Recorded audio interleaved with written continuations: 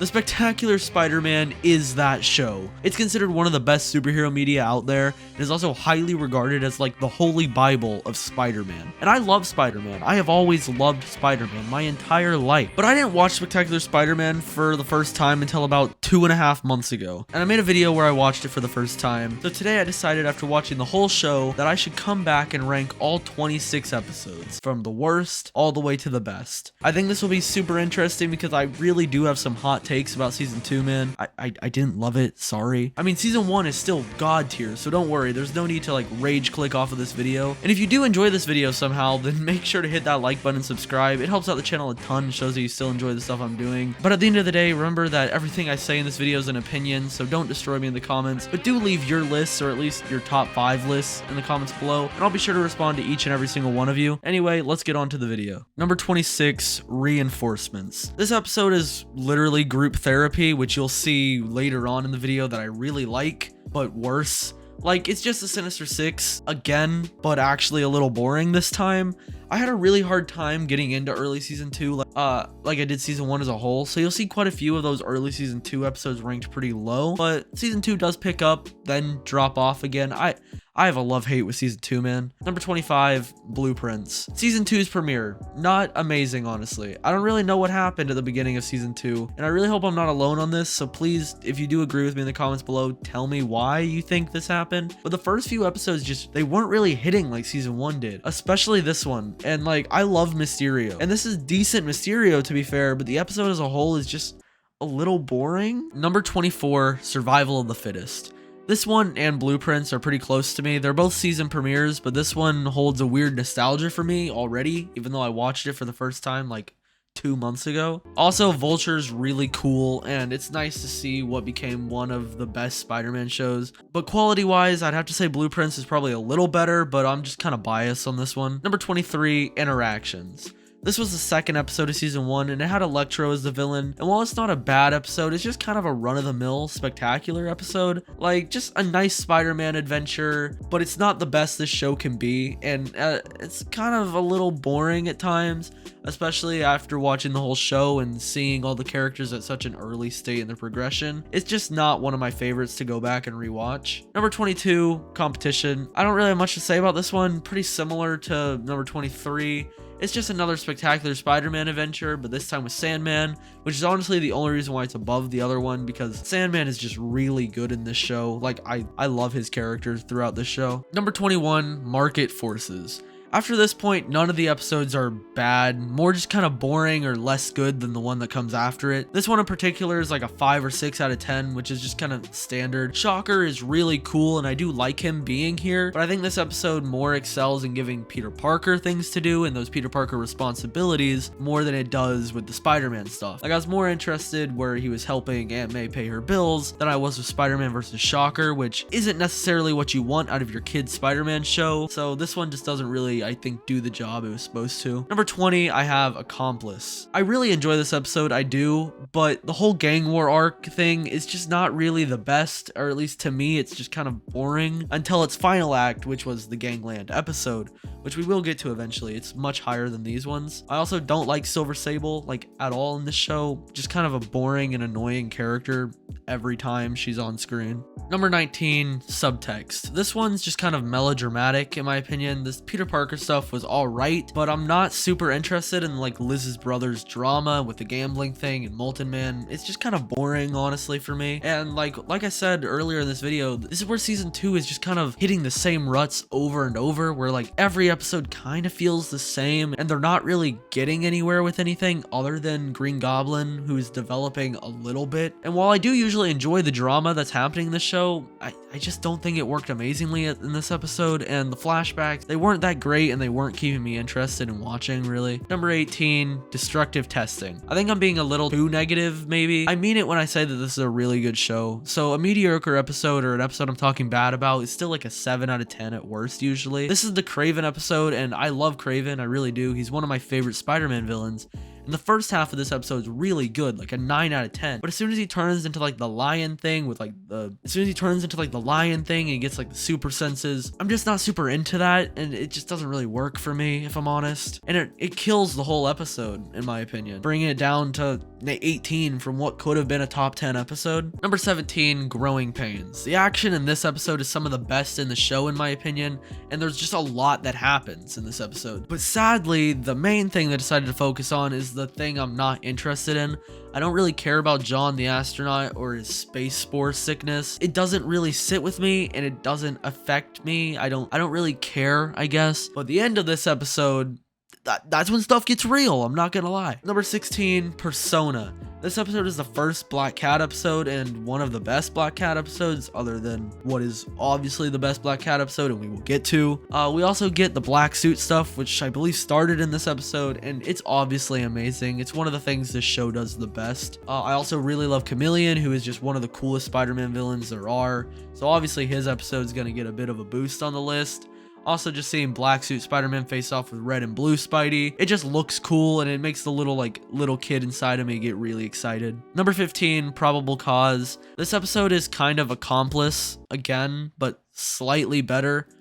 Slightly, may I add. It's not a lot better, it is slightly better. The enforcers are cool, I guess. I don't know. Number 14, Invisible Hands. This is another very atypical Spectacular Spider-Man episode. Rhino is very cool, and I feel like this is where the show is at its best. The season 1 vibes of great villains, good Peter Parker story, and just amazing Spider-Man stuff. It's just a lot of fun, and I can't give it too much higher because simple storyline realistically, but it's a very fun episode. Number 13, The Uncertainty Principle. The Uncertainty Principle is probably the best Green Goblin we get in the show in my opinion. From start to finish, this episode's just a ton of fun. It's especially cool to see like Spider-Man and Tombstone working together, even if it was short-lived. This is also the beginning of one of the best things this show does, which is the symbiote. And yeah, I don't really have much more to say about this episode. It's just really fun, and like I said, Green Goblin is very solid in this episode.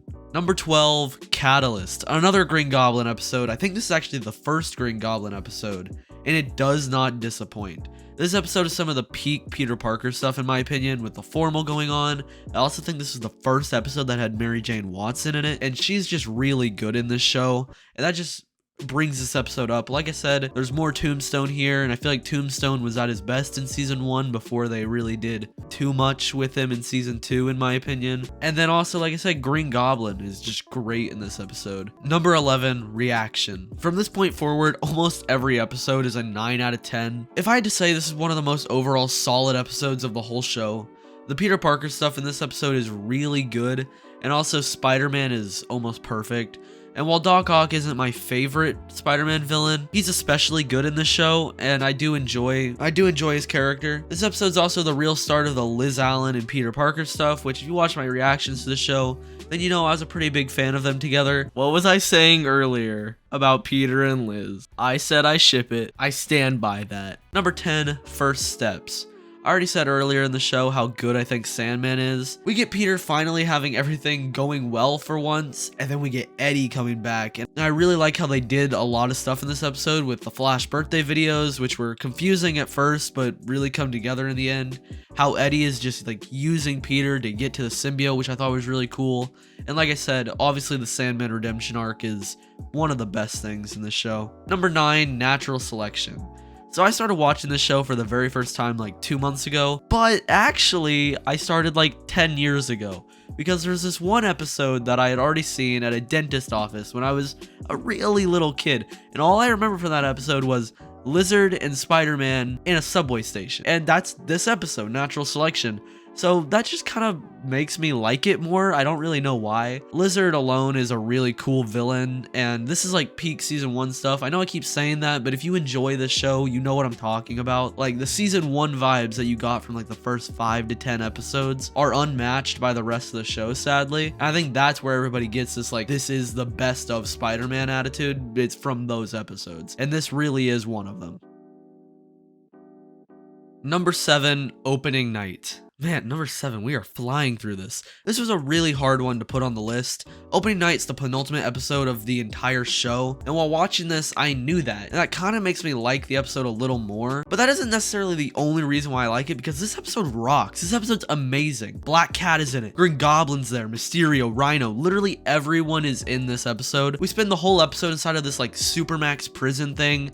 It's great. The story with Black Cat's dad being the killer of Uncle Ben is really good, and like the kind of redemption arc they give him towards the end is a pretty decent one. And I all around really love this episode. I also really think it's around this point in season 2, sadly it took this long, that Josh Keaton's just killing it. I think he's doing really good in season 1 and throughout most of season 2, but like this is like S tier Spider-Man voice acting these like last 3 episodes. Number 6, Gangland. Gangland is a weird episode, honestly, and I'm not sure if this is number 6 or like number 10. I really like that this is the conclusion in a lot of ways to the bigger gang war story, but it's a bit I guess. I really like the big long battle with the opera music, but let's be real, we all got tired of hearing the same opera sound looped after like 3 minutes, and it went on for the entire episode. Like even when they were talking sometimes, just making it really hard to digest, at least for me. So I'm really like, I don't even know where I want this episode to be, but for now it's number 6. I could also see somebody putting this like 20. Like honestly, it's a weird episode. Number 5, Sheer Strength. I love this episode. This episode is so mid. It is just not that good. Like I said, Doc Ock is not my favorite Spider-Man villain, so I was just kind of bored for a lot of this episode, but it picks up like crazy, bro. It has to be one of like the best like last 5 minutes of a Spectacular Spider-Man episode in the show. This is the best Doc Ock that we get in Spectacular, I'd say. Even if I don't love it, I think it's the best we see of him, other than maybe in the Sinister Six episodes. We also get that iconic scene of Spidey in the rubble, and he just has to continue to battle, and he looks down and he sees the reflection. It's just, that's iconic in the comics. Spider-Man Homecoming. All around, this episode is really good, even if the first like 10 minutes or so aren't for me. I can recognize this is a really good episode, and that's why it gets the number 5 spot, at least in my opinion. Like I said, this whole list is opinionated and probably wrong in the eyes of a lot of Spectacular Spider-Man purists. I don't know. Number 4, Final Curtain. Final Curtain is the accidental finale of Spectacular Spider-Man, and honestly, it's not a bad one. While I was getting ready to watch the show, a lot of people said I'd be like disappointed in the finale. It doesn't feel like a finale, and while it doesn't really feel like a finale, there's worse ways this could have ended, considering this wasn't the finale, you know? And while I do wish that we got season 3, I'm just gonna be real here for a second. Season 2 was not as good as season 1, and it wasn't really close. So honestly, this wasn't the worst way to end it at all.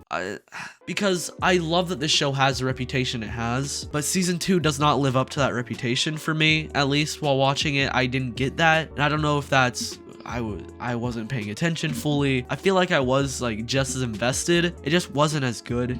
It went from a easily 10 out of 10 show down to like 8 or 9 a lot of the time. This doesn't feel like the worst way you could end it.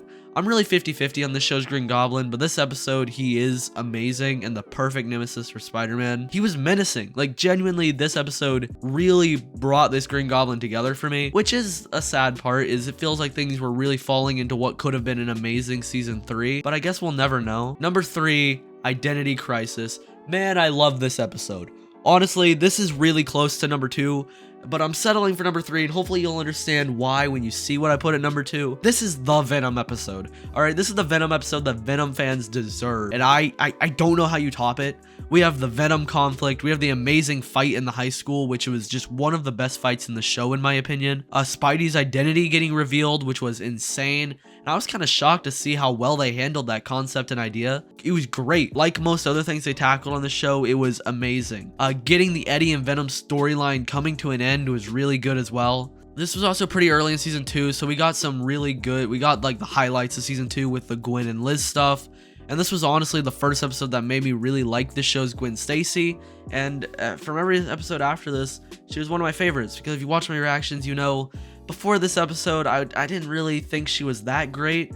But after this episode, I was pretty on board with Gwen Stacy becoming more and more of a main character on the show. Number 2, group therapy. Do you get it? Number 2, like I said, number 2 and number 3 are really close. This was the first and I would say the best Sinister Six episode on the show. I don't know if this is the best Sinister Six lineup though.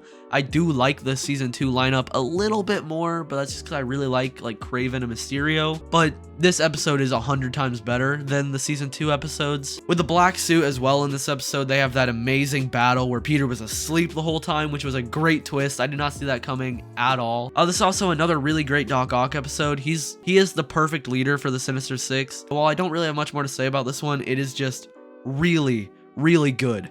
And if you've been paying attention, you know exactly what number 1's gonna be. Number 1 Intervention. This is the most obvious pick, I would say. Like, I wish I was different from the rest of the crowd and I put like Identity Crisis at number 1, but everybody knows Intervention is the best episode of the show and one of the best pieces of Spider-Man media that I've ever had the pleasure of seeing. Intervention's amazing. It finally gives us the origin to Spectacular Spider-Man in the show, and it ties in perfectly with the symbiote and the relationship that Peter had developed with it. This episode obviously sets up Venom, but more importantly gives us Spider-Man back. In the episodes leading up to this one, he wasn't really acting like Peter Parker, and he wasn't really acting like Spider-Man, which makes this episode all the more rewarding when he finally beats the symbiote, overcomes that manipulation that the symbiote is using on him, and he finally becomes Spider-Man again. It is great. It's really, really good, especially for the kids show this is. Like, this show is for like 8 to 12-year-olds, and they were pulling storylines like this on a weekly basis. I don't have much to say about Intervention that people haven't already said. There's a really great High Top Films video about it. It is just a amazing episode, and it really makes you fall in love with this show if you hadn't already. All right, that was my list. That was my list of the Spectacular Spider-Man episodes ranked from worst to best. Hopefully this makes up for me not watching the last 4 or so episodes, and hopefully you enjoyed this video. Tell me in the comments below your opinions and what I should do next on this channel. I've taken a decently long break. It's mostly because school has started and I've just been kind of busy, but I really want to get back into this channel, maybe weekly videos or so.